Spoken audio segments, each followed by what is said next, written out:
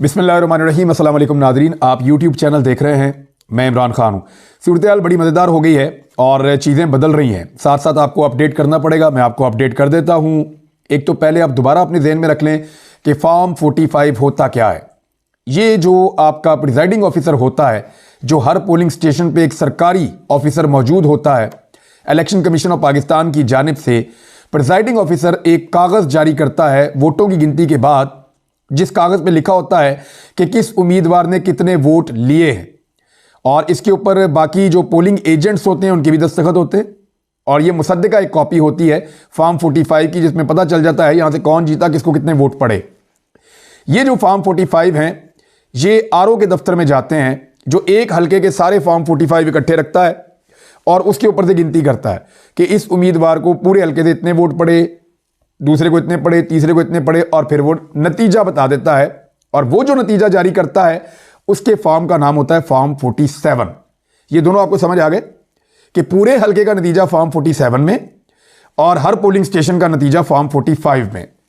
अब फॉर्म 45 जो है वो पाकिस्तान तहरीक इंसाफ ने इसके ऊपर एक कंपेन बहुत बड़ी लॉन्च की थी। मैंने भी ये अर्ज किया था कि जितने भी उम्मीदवार हैं जिन्हें अपने खिलाफ धांधली होने का खदशा है, उन्हें फॉर्म 45 हर हाल में अपने इकट्ठे करने हैं। और ये वो चीज़ होगी जो उनको इलेक्शन में जितवाएगी। ये वो चीज़ होगी जो धांधली के रास्ते में रुकावट बनेगी। और ये वो चीज़ होगी कि अगर धांधली हो भी गई तो बाद में उसे चैलेंज किया जा सकेगा। फॉर्म 45 के मुताबिक रिजल्ट क्या है, पहले ये तो आप देख लें, आपको बड़ा मज़ा आने वाला है, क्योंकि रिजल्ट है फॉर्म 45 के मुताबिक।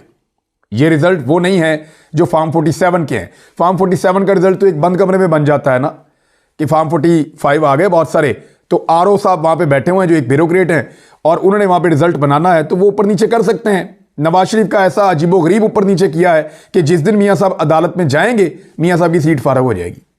वजह यह है कि मियां साहब के फॉर्म 47 में अब जमात इस्लामी को एक भी वोट नहीं पड़ा, पीपल्स पार्टी को एक भी वोट नहीं पड़ा।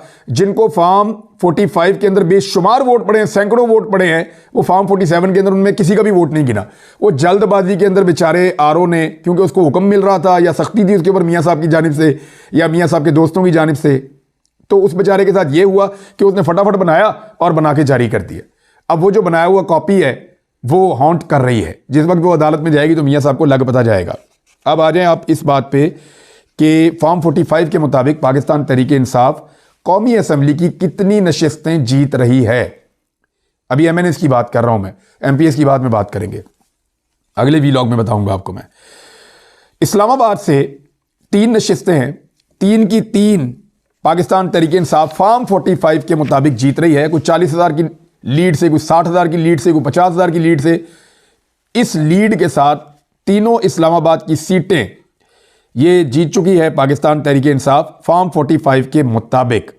इसमें जो है वो शुएब शाहीन साहब भी हैं, इसमें अली बुखारी साहब भी हैं, और इसमें एक और उम्मीदवार भी हैं पाकिस्तान तहरीक इंसाफ के। तो ये सारे आमिर मुगल साहब और शहरयार रियाज साहब, ये लोग यहाँ से जीत चुके हैं। मैं रावलपिंडी का भी बीच में मिक्स हो रहा है, लेकिन ये इस्लामाबाद की तीनों सीटें पाकिस्तान तहरीक इंसाफ फॉर्म 45 के मुताबिक जीत चुकी है। ये डाटा मौजूद है।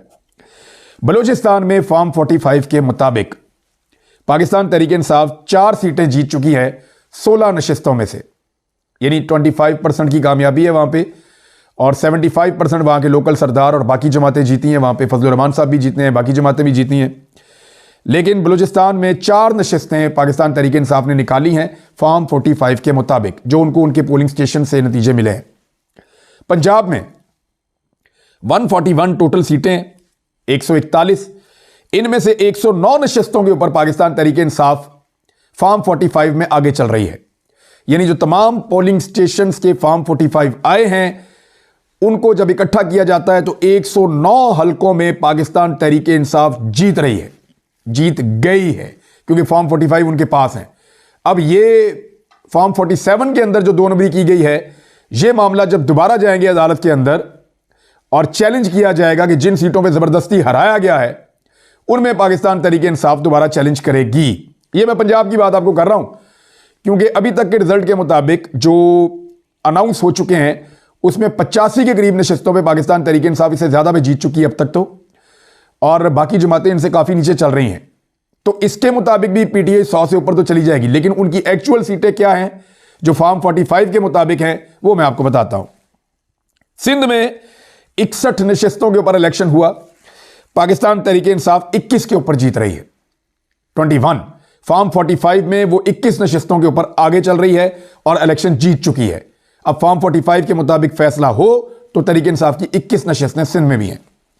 खैबर पख्तूनख्वा, वहां पे पाकिस्तान तहरीके इंसाफ 42 नशिस्तों पर जीत चुकी है फॉर्म 45 के मुताबिक।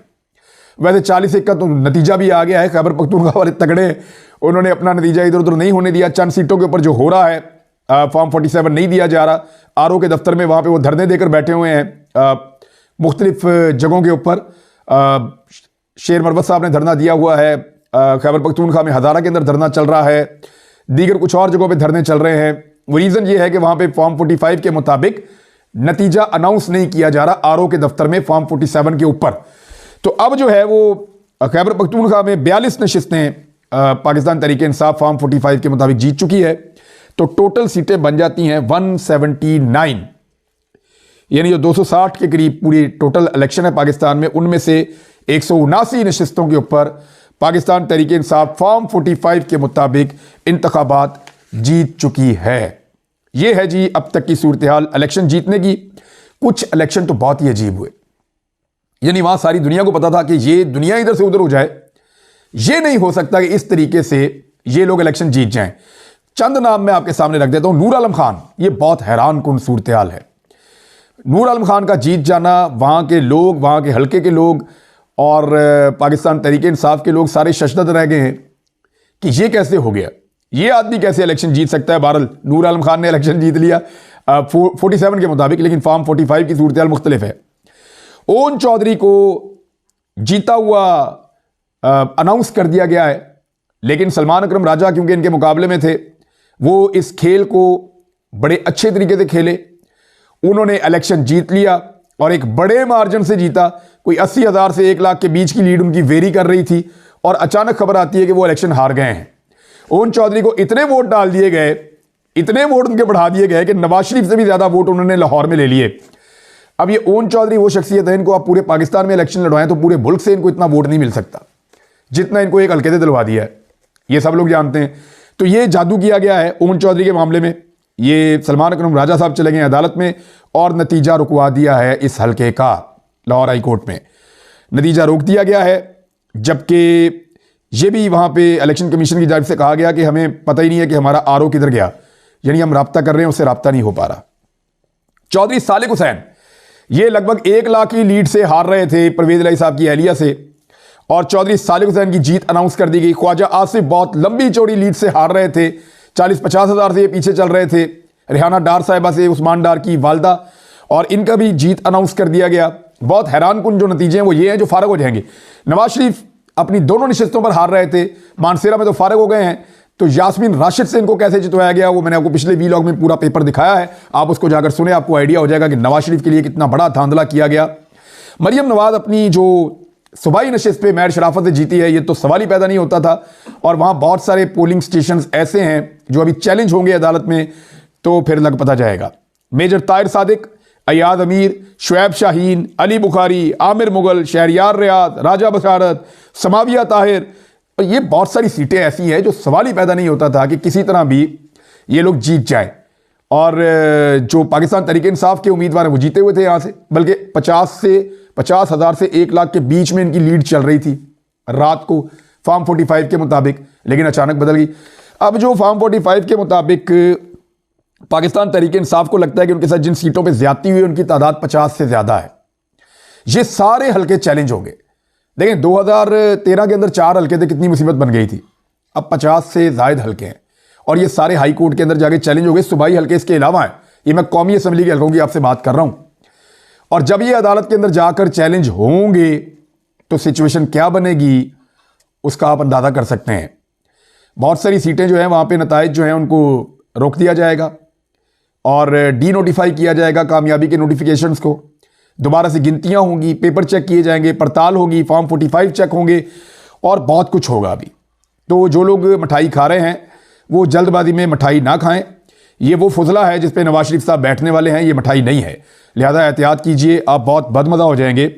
नवाज शरीफ साहब तो रात को हार मान गए थे, उनकी पार्टी के लोग भी हार मान गए थे क्योंकि मियां नवाज शरीफ साहब ने जो मांगा हुआ था ना, वो ये मांगा हुआ था लंदन से आने से पहले कि मुझे सिंपल मेजॉरिटी पाकिस्तान में दी जाएगी और मुझे फ्री हैंड दिया जाएगा ताकि मैं अपने साथियों के साथ इस मुल्क को चलाऊं। मियां नवाज शरीफ साहब ने बहुत सारे बदले भी लेने थे। जो कुछ उनके साथ लंदन में हुआ, पाकिस्तान तहरीक इंसाफ ने किया, तो मियां साहब इस उम्मीद के साथ आए थे। लेकिन जब मियां साहब आए तो मियां साहब की जानिब से भी कुछ वादे किए गए थे। वो ये कि ਜਦੋਂ मैं पाकिस्तान जाऊंगा तो हर तरफ से लोग निकल आएंगे, पूरे पाकिस्तान में लोग इमरान खान को भूल जाएंगे।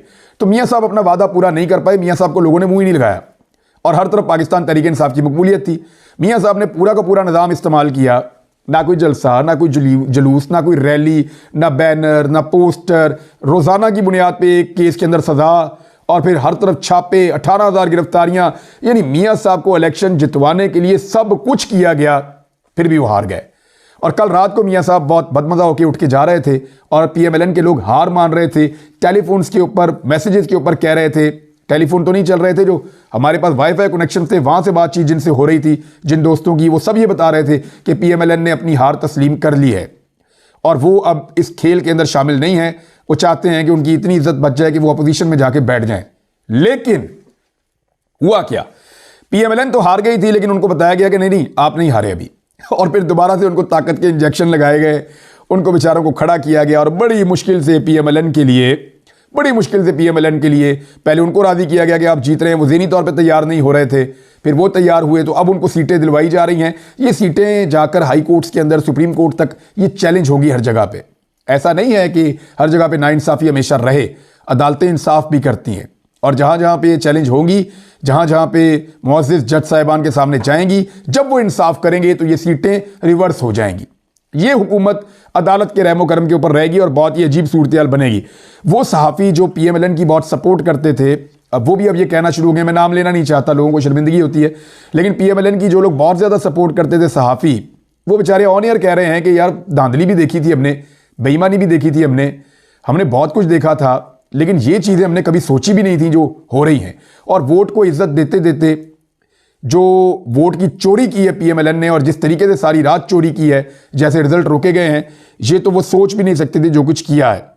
अब तहरीक इंसाफ जो है वो अगर फॉर्म 45 के नतीजे में जाती है तो वो पाकिस्तान में 2/3 मेजॉरिटी के साथ बड़े आराम से हुकूमत बना लेगी और फॉर्म 45 के मुताबिक तहरीक इंसाफ बगैर मखसूस नशिस्तों के भी पाकिस्तान में हुक्मरान जमात बन जाएगी। बहुत सारे हल्कों में ज्यादती जो हो रही है उसमें एक हसन अदील पाकिस्तान तहरीक इंसाफ के जेलम में है, ये बड़े मार्जिन से जीत रहे थे। बिलाल कियानी साहब को जेलम से नून लीग को उनको जितवा दिया गया, बड़े अजीब तरीके, 57,000 की लीड से जीत रहा था ये कैंडिडेट और 9,000 से इसको हरवा दिया गया।